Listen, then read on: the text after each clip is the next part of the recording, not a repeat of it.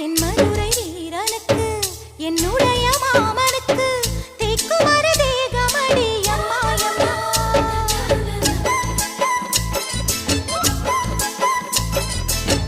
மாமன் பெற்ற பெண்ணுனக்கு மையெழுதும் கண் எதுக்கு என்னை வந்து கொல்லுதடி எம்மாயம்மா.